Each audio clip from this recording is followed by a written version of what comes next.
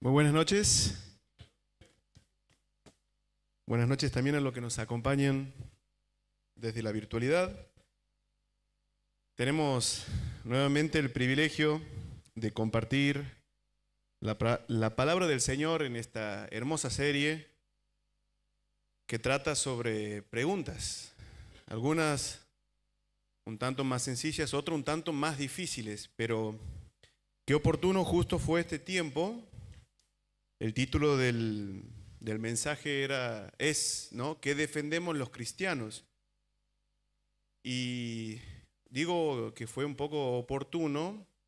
Bueno, seguramente muchos se habrán levantado el sábado, visto las noticias y sobre todo lo que fue la inauguración de los Juegos Olímpicos. Bueno, una de las noticias que más repercusión tuvo fue esta imitación un tanto burda sobre la Última Cena, que si bien es una pintura, pero bueno, tuvo bastante repercusión como una forma de trivializar o incluso hasta burlarse del cristianismo. Qué diferente es que cuando sucede quizás en otros ámbitos, en otros lugares, estos tipos de ataques, cuando se tratan de, por ejemplo, religiones hinduistas o islámicas, no sucede lo mismo. Incluso frente al ataque de los conservadores quizás contra el socialismo y el progresismo, no se suele dar de esta manera, pero qué diferente es el mundo cuando se ataca al cristianismo. No sé si les llama la atención. Obviamente esto está en la Escritura, esto ha pasado desde que el Señor inauguró su iglesia en Hechos capítulo 2 y pasará hasta que Él venga. Ahora la pregunta, bueno, nosotros, los cristianos, ¿cómo deberíamos reaccionar frente a este tipo de provocaciones? Ya sean públicas, ya sea en tu trabajo, en las escuelas, en la universidad. Antes de responder a esa pregunta, uno tiene que hacer un poco de memoria, ir a la historia y recordar que no es nada nuevo este maltrato o la burla hacia el cristianismo. Ya pasó muchos años e incluso en tiempos del auge del Evangelio pasó en Roma. Los primeros mártires, lo que se usaba para entretener a las personas, ¿no?, la tortura hacia los cristianos. Y cuántas aberraciones más se han concretado en este mundo que necesita de Dios. Y no es distinto a lo que pasa hoy, ya sea en público, en televisión, en redes. Lo distinto es cómo reacciona la iglesia. Si vamos al libro de Timoteo, de 2 Timoteo, Pablo está escribiendo lo que pasará en los últimos tiempos, en el capítulo 3, y habla sobre cómo crecerá la inmoralidad, cómo crecerá la deshonra a las autoridades, a los padres, pero también habla del silencio de las iglesias. Sobre todo cuando escribe Juan su última epístola, la de Apocalipsis, habla de 7 iglesias y la última es totalmente indiferente. Entonces, este tipo de eventos lamentables, de burlas, de críticas, de persecución, siempre ha habido y habrá hasta que el mismo Señor Jesús venga. Y está la pregunta de nuevo, entonces, ¿qué defendemos los cristianos? Quizás podamos aclarar con lo que no debemos defender o no es necesario hacerlo. Muchas veces nos ha tocado entrar en discusiones, algunas veces quizás acaloradas, con familias, con amigos, con compañeros, cuando atacan al Dios de la Biblia. Muchas veces en nuestro afán de querer hacer lo correcto, hemos tomado esos ataques al Dios de la Biblia, al único Dios verdadero, como algo personal. Como si Dios necesitara que lo defendiésemos. Es interesante, pero muchas veces podemos pensar o reaccionar de esa manera. El cristiano no debe defender a Dios. Hay algunos pasajes que podemos recordar lo que Dios puede hacer, porque a veces nos olvidamos. ¿Se acuerdan de Sodoma y Gomorra? ¿Cómo fue su final? Fue fundido por fuego, el juicio instantáneo de Dios. Cuando Ananías y su esposa en Hechos quiso engañar al apóstol Pedro, murió inmediatamente. El mismo Dios que ha creado todas las galaxias, no creo que necesite de nuestro ímpetu, de nuestras fuerzas para defenderlo. A veces también podemos caer en ese sentido de pertenencia que es tan bueno a nuestra iglesia y sentir o tomar personal un ataque hacia la iglesia, cuando a veces ustedes y te meten en la misma bolsa, ¿que no? Ustedes los evangélicos manipulan, hacen todo por dinero y empiezan a meter en la bolsa a ciertas personas que usan el nombre de Dios y son herejes o falsos maestros. Entonces nosotros lo tomamos personal y no, para un momentito, a mí decime lo que quieras, pero a mi iglesia no la toques. Y está bueno tener ese sentido de pertenencia y poder aclarar, pero el Señor dijo que ni el Hades prevalecerá contra su iglesia. Entonces, ¿qué debemos defender los cristianos? Por eso les pido que me acompañen. 1 Pedro capítulo 3, versículo 15.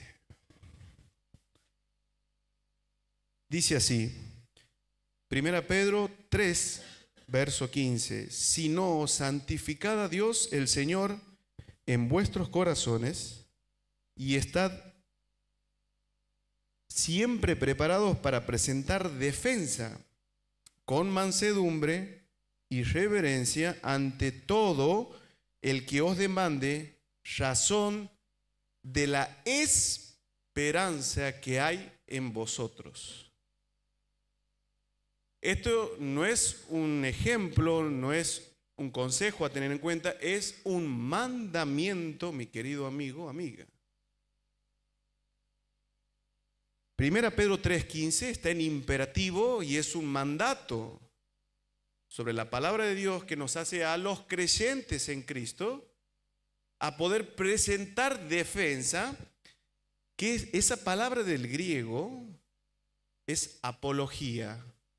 Seguramente le debe sonar. De ahí viene lo que hoy se conoce como una disciplina, que lo pueden ver en algunas materias del instituto, a los que estudian, y es la apologética. La apologética es la disciplina de presentar razones de nuestra fe, nuestra esperanza. Lo que el cristiano debe presentar razón es sobre nuestra fe. Miren qué interesante, porque el contexto de lo que habla Pedro está hablando a creyentes que estaban sufriendo injusticia. Los versos anteriores dice, bienaventurado si recibes injusticia haciendo lo bueno y no como un malhechor. Por lo demás, santificá, apartá a nuestro Señor en tu corazón, honralo y está preparado para presentar defensa. Bueno, muchas veces nosotros tomamos una actitud quizás un tanto reactiva. Es decir, cuando alguien viene y nos cuestiona acerca de nuestra fe, recién nos damos cuenta que debemos prepararnos. El mandamiento en la palabra de Dios nos insta a estar preparados, no solo con tener una información correcta y decir, sí, campeón, te contesto, déjame que googlee y le muestro que no, sino a tener una disposición en el corazón, porque hay alguien que está demandando alguna razón de la verdad, de la única verdad, de nuestro Señor, de nuestra fe. Entonces, el apóstol Pedro nos insta a tener esa disposición y a prepararnos para poder presentar o dar esas razones a aquellos que nos demandan y que nos preguntan, que nos cuestionan acerca del Evangelio. Miren lo que dice 2 Corintios 10, 5. El apóstol Pablo dice, derribando argumento y toda altivez que se levanta contra el conocimiento de Dios y llevando cautivo todo pensamiento a la obediencia de Cristo. Lo que el apóstol está diciendo justamente es destruir, atacar, subrayemos bien, argumentos, pensamientos, ideas, no personas, que se levantan con altivez contra el conocimiento de Dios. Es decir, los cristianos somos llamados a poder enfrentar todo aquel pensamiento, ideas que se expresan de otros, pero también las nuestras. No está mal que un creyente tenga dudas y pregunte e indague e investigue, porque la fe del cristianismo, que es una fe genuina, es una fe racional. Hay un movimiento, quizás, no sé si un movimiento, una cultura de pensar que la fe es contraria a la razón. Y ese es un grave error. Es más, es una insensatez. Pero miren que el apóstol Pablo nos dice, nos anima, nos insta a tratar todas esas ideas, argumentos y expresiones, tanto las mías o las demás, que impidan conocer a Dios, que impidan, que pongan tropiezo, que bloqueen el poder conocer a Dios. Por eso también, cuando Pablo se presenta en Filipenses, capítulo 1, en el versículo 7, dice en una parte, por cuantos tengo en el corazón en mis prisiones y en la defensa y confirmación del Evangelio, todos vosotros sois partícipes conmigo en la gracia. Pablo se presenta no solo como un apóstol, un enviado, un mensajero, sino también como un defensor del mensaje. Un defensor del mensaje. Y en el versículo 17 del capítulo 1 de Filipenses, también vuelve a decir, sabiendo que estoy puesto para la defensa del Evangelio. Es un hermoso texto y estaría bueno que lo hagamos personal. Que no piensen que solamente, los discípulos del Señor, los apóstoles y quizás otros padres de la iglesia fueron los que se dedicaron a esta tarea. A mí no me compete. Quizás hay que buscar a alguien más preparado.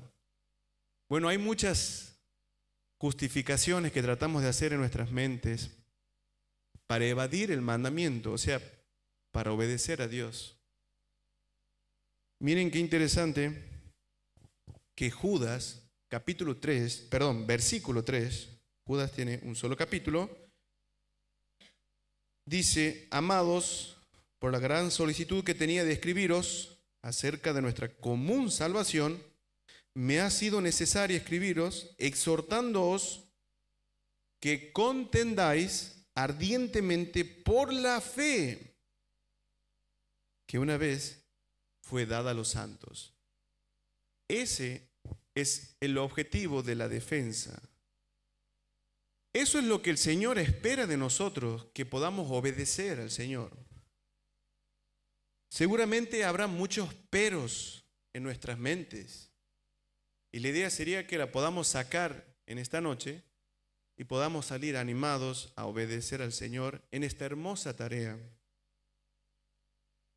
Justamente hablaba de la razón, y la segunda pregunta podría ser: ¿por qué hay que dar razones?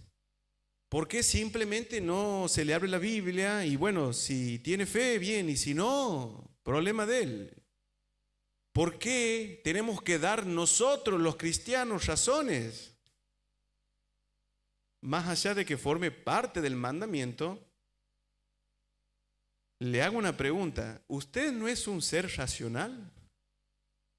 ¿Usted no usa la razón para hacer compras, para trabajar, para venir a la iglesia? Usamos la razón para todo, mis queridos. ¿Cómo no usar la razón para conocer a Dios? Por eso les decía, si nosotros hacemos un poquito de memoria, Génesis 1:27, Dios creó al hombre en imagen y, muy bien, la semejanza y la imagen de Dios. Dios no escapa a la razón. Él es la razón. No solamente Él es la verdad, sino que toda razón está en Él. Dios nos ha creado como seres racionales. Si tienen el libro de Judas ahí abierto, vamos al versículo 10. Porque dice, justamente Judas, esa epístola se escribe para creyentes que estaban siendo asaltados prácticamente por falsos maestros. Judas 10 dice: pero estos blasfeman de cuantas cosas no conocen, y en la que por naturaleza conocen, se corrompen como animales irracionales. Quiere decir que la razón, ser racional, es una característica única que Dios transmitió en la creación al hombre y a la mujer. Somos seres racionales, usamos la razón, y la fe no es una fe sin razón. Esto es muy interesante. Durante muchos siglos, y quizás nosotros también, en algún punto de nuestras vidas, ha pensado que las cuestiones de fe son de fe y la razón va por otro lado. Algunos quieren enfrentar incluso la ciencia, religión versus ciencia. Bueno, ahí hay otra cuestión. Hay una cuestión de qué lentes tienes puestos, qué cosmovisión tienes puesto cuando haces ciencia. Pero sobre todo, este problema de la fe va por un lado y la razón va por otro. Y esto no es así. Lo podemos ver en la Escritura. Partiendo de la base de que Dios nos ha creado a su imagen y semejanza, de que no somos animales irracionales, y sobre todo que hay algunos textos, por ejemplo, los voy a citar, nada más no lo busquen por amor al tiempo, pero primera de Juan 4:6, Juan habla del discernimiento entre el espíritu de la verdad y del error. Discernir es separar, y para hacerlo tiene que usar la razón. El autor de Hebreos en el capítulo 5, versículo 14, dice, pues el alimento sólido es para los que han alcanzado madurez, para los que por el uso tienen ejercitado los sentidos del bien y del mal. Es decir, pueden discernir, pueden separar. Y para eso tienes que usar la razón. Tomás de Aquino, uno de los filósofos que contribuyó también al cristianismo, él mencionaba esta idea: la fe y la razón se entrelazan, no se oponen, están entrelazadas. Miren qué importante, porque la razón da fundamentos para la fe, pero no la provoca. Ahora, la razón por sí sola no puede conocer la verdad, necesita la fe. Entonces, son dos conceptos que se entrelazan y se ayudan. En última instancia, aunque una persona pueda dar fundamentos o buenas razones, en última instancia la persona va a decidir si creer o no. Pero miren qué importante entender que la fe genuina, la fe del cristianismo, es una fe fundamentada y racional. Hay razones para creer. Qué interesante y qué importante esto. Hay un filósofo griego, Sócrates, seguramente lo habrán escuchado, que decía: la vida sin un examen no merece ser vivida, ¿no?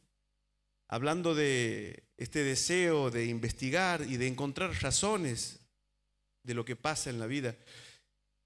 Y uno de los autores cristianos que está con el Señor, Norman Geisler, lo toma esta frase y hace una paráfrasis, ¿no?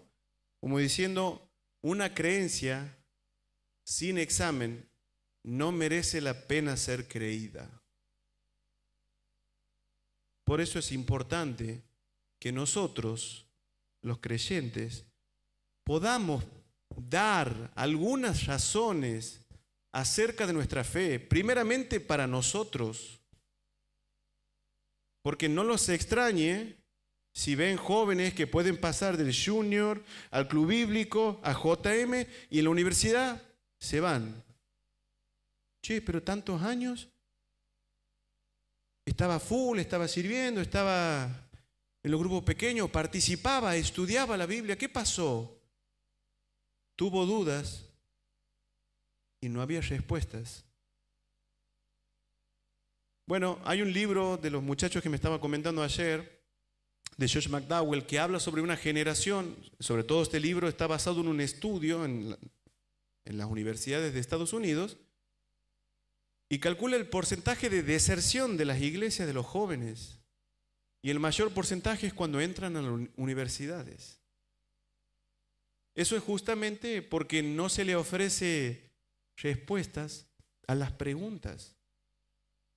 Entonces, buscar razones para entender y para creer, primeramente es bueno para nosotros, para los creyentes, que nos fortalezcamos en la fe, que una persona se pueda echar raíces en la fe, tener cimiento sólido y no creer por creer.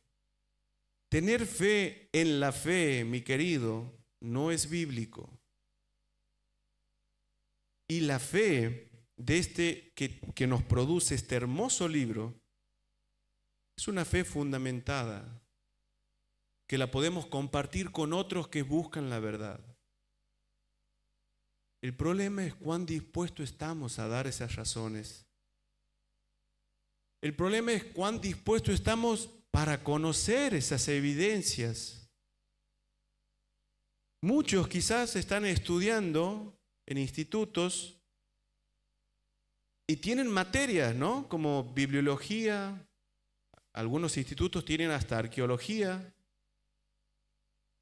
Y está buenísimo que puedas invertir en conocer quizás algunas evidencias, algunas razones que diga Mira, te voy a explicar por qué la Biblia es distinta al Corán y al Libro del Mormón. Porque la Biblia es atacada. No podemos asumir que solamente hay que compartirle de Jesús solo a aquellos que respetan la Biblia. No, mi querido. Hay que compartirle a todos. Y hay personas con preguntas y dudas bastante genuinas. No lo encasillemos en que no, todos preguntan, ¿sabes para qué? Para burlarse, para hacernos quedar como ridículos. No, no, no, no, no. Hay personas que buscan la verdad, que tienen dudas, y es nuestro deber brindarle algunas razones, compartirle la verdad. Qué interesante y qué difícil esta tarea que es para la iglesia. Porque siempre cuando vienen estas preguntas difíciles, nosotros automáticamente pensamos en, un momentito, ya te paso el número de... Oh. Tengo una pregunta. Si quieres lo vemos el domingo, seguramente va un amigo, te lo presento y ahí. Bueno, no podemos saber todo, ¿no? Podemos decir, mira, no sé, te puedo dar otras razones que apunten a la clave de tu pregunta. No somos teólogos. Tiene que aprender a decir, no sé, no está mal. Pero sí decir, déjame averiguar o te doy otras razones, evidencias que fundamentan mi fe. ¿Quieres escucharlas? ¿Te das cuenta la diferencia? Es una cuestión de disposición. Por eso, no solamente vimos lo que es la defensa, por qué hay que dar esas razones, sino también una tercera pregunta, y es, ¿cuáles son las objeciones para no hacer, para no presentar estas defensas? Hay algunos textos que se pueden tomar fuera de su contexto. Acompáñenme con su Biblia, por favor, en 1 Corintios, capítulo 1. Obviamente, la primera objeción es, mira, realmente no sé, es una pregunta difícil, solo tienes que creer y no involucrarme con la persona, ¿no? Y decir, bueno, vos venís a la iglesia, venís a la reunión de adolescentes, venís a la reunión de jóvenes, que en algún momento vas a encontrar la respuesta, ¿no? Está bien que lo animes, pero por ahí la primera pregunta es decir, mira, yo no sé, no tengo secundario. Che, ¿cómo demuestras que la Biblia es veraz, que no tiene error? Mira, yo no fui a la universidad, discúlpame. Te tiene que contestar otro. Miren, muchas veces nosotros nos preocupamos por preguntas difíciles y a veces las personas que nos pueden incomodar con ciertas preguntas tienen una cuestión quizás afectiva, emocional.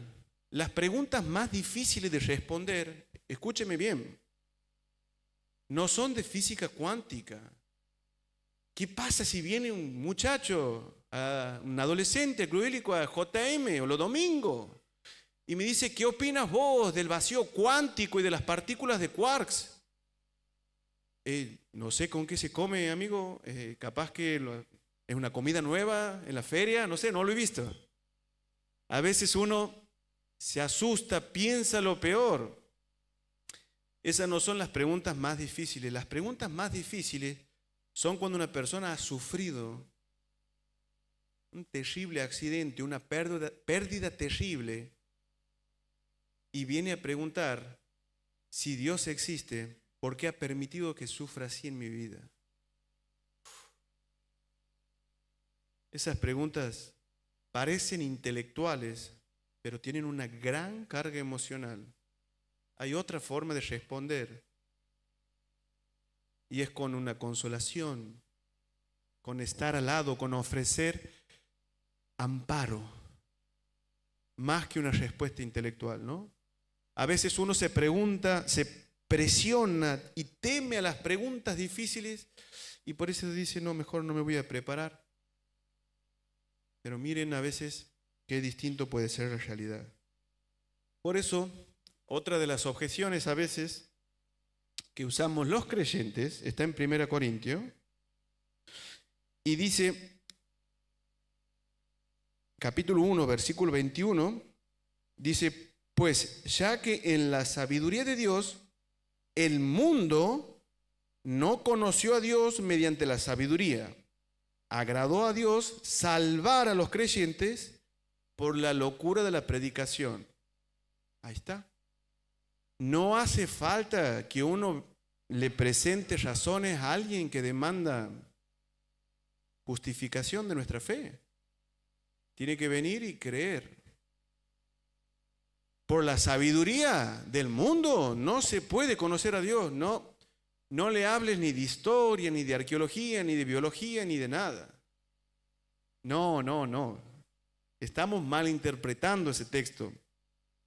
En el capítulo 1, el apóstol Pablo está hablando de la salvación en Cristo, no de conocer a Dios. El plan de salvación de Cristo, de Dios por medio de la cruz, solo se puede hacer por su revelación divina. Pero Romanos capítulo 1 y Romanos 2 nos hablan de la revelación natural de Dios. Es decir, que Dios puede conocerse o al menos ver evidencias de Dios en la creación. Y Romanos 2 habla de la conciencia. Uno de los argumentos innegables, más difíciles de atacar desde el ateísmo. ¿Cómo justificas la moral? Pero el capítulo 1, Pablo habla de que Dios dejó sus huellas en la creación. No para conocer todo su plan de redención del hombre, pero sí para dar evidencias de su existencia. ¿Te das cuenta? Qué importante es poder usar esa revelación natural de Dios a través de la naturaleza, de la historia, de la ciencia. Qué bello es. Y también en el capítulo siguiente, capítulo 2 de 1 Corintios, hay otro texto que se puede mal interpretar. Pero el hombre natural no percibe las cosas que son del Espíritu de Dios porque para él son locura y no las puede entender porque se han de discernir espiritualmente. Entonces, al primero que nos demanda alguna razón, justificación, mira, amigo, no voy a perder tiempo con vos. Es una cuestión de fe esto. No es lo que está diciendo el apóstol Pablo aquí. Lo que el apóstol Pablo está diciendo justamente con esa palabra percibe, significa en el griego dekomai, que significa bienvenido o acepta. El hombre natural no acepta las cosas de Dios. No que no puede entender que Dios existe, sino que no acepta las cosas de Dios. Miren qué diferencia.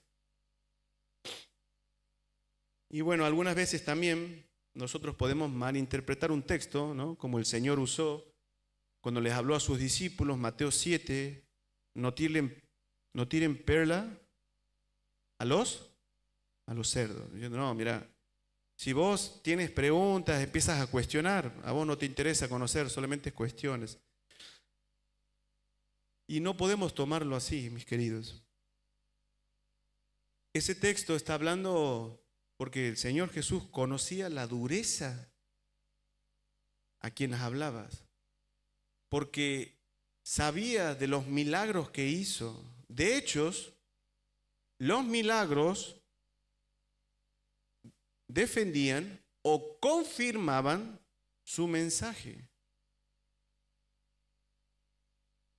El Señor, que fue poderoso en obras y milagros, como dice Hechos capítulo 2, nos habla justamente de eso, ¿no? Poder dar razones a las personas que buscan la verdad. Y por último, la pregunta es, bueno, entiendo que tenemos que hacerlo. ¿Y ahora cómo lo hacemos? ¿Cómo lo hacemos? Qué complicado esto. Tengo que saber, tengo que estudiar cosas. Qué difícil. No tengo estudios, no he estudiado una carrera de grado.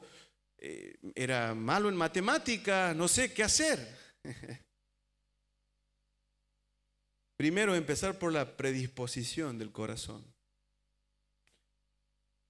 Y también por abrir nuestros ojos. Porque Pablo ya advirtió en Colosenses 2:8, hermanos, no se dejen engañar por la mala filosofía y las huecas sutilezas que entran en la iglesia. Pero no solamente en la iglesia, en nuestras casas. ¿Ustedes se dan cuenta que todo el movimiento progresista ataca a la familia? ¿Ataca el fundamento de toda sociedad de bien? ¿Ataca el rol de los padres? ¿Ataca la feminidad? ¿Ataca la masculinidad? Queridos hermanos, hermanas, el hecho de prepararse para refutar mala filosofía no es el deber de los que están en el púlpito o de los que lideran la iglesia, es el deber del creyente en Cristo por el mandamiento. El problema sería que nosotros nos confiemos y digamos, no pasa nada, yo a mis hijos los mando a un colegio cristiano, ¿que no? Están cubiertos, no los dejo ver dibujitos malos y bueno, con eso ya lo estoy cuidando. No, para nada. La tarea ni siquiera empezó todavía. ¿Quién va a cuidar de tu hogar? El Señor es el que nos pide que estemos preparados para todas esas ideas, argumentos que se levantan contra el conocimiento de Dios. Pero ya lo dijo el apóstol antes de pasar a Pedro. Judas mencionó una característica muy hermosa. Hermanos, contiendan ardientemente por la fe. Contender con un fuego significa en tus entrañas.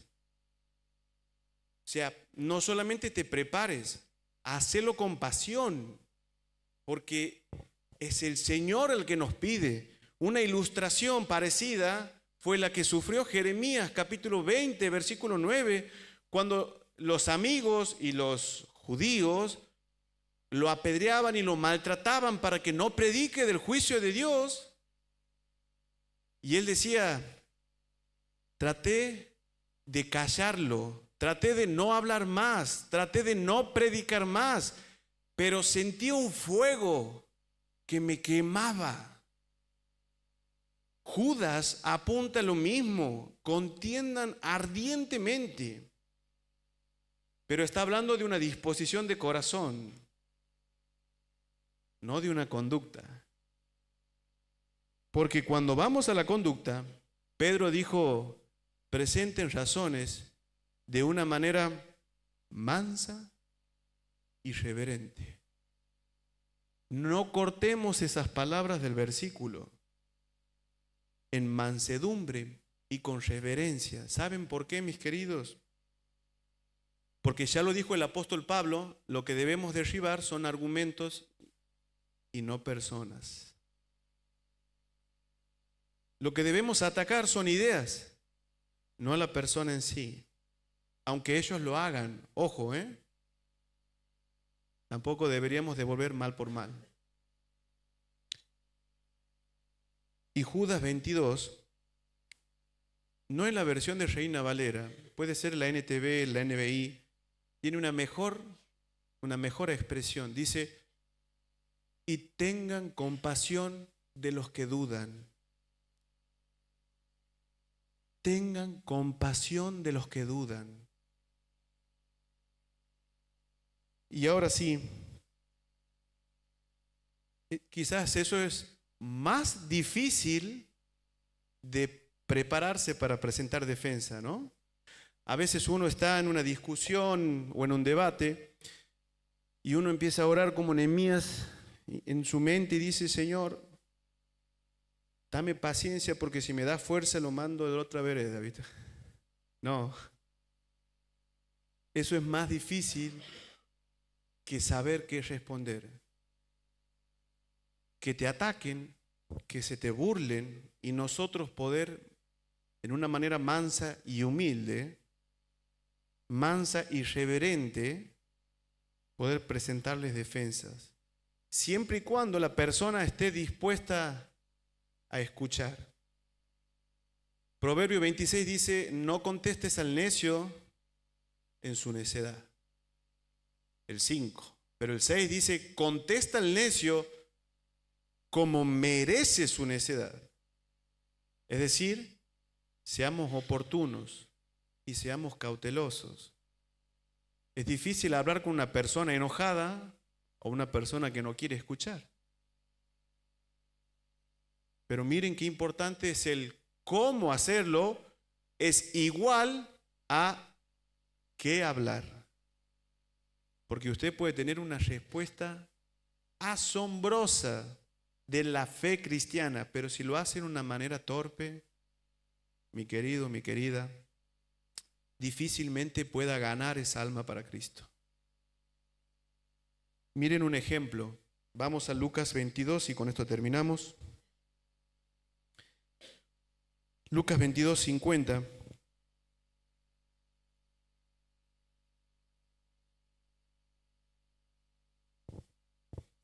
Dice, vamos con el 49, y viendo lo que estaban con él, lo que había de acontecer, le dijeron: Señor, ¿heriremos a espada?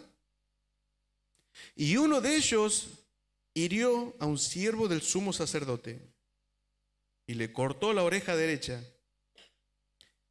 En el 51 dice: entonces respondió Jesús dijo: basta ya, dejad. Y tocando su oreja, la sanó. ¿Saben de quién están hablando? Lucas está hablando de lo que pasó en Getsemaní. Cuando el Señor fue arrestado, estaba con sus discípulos y los demás vinieron en secreto para atacarlo a Jesús y le preguntaron: che, ¿peleamos? ¿Vamos a espada? Bueno, uno no preguntó, directamente actuó. ¿Saben quién fue? Bueno, muchas veces yo he sido Pedro. He actuado bruscamente, de una manera insensata, aquellos que preguntaban acerca de mi fe, de que cuestionaban. Y lo primero que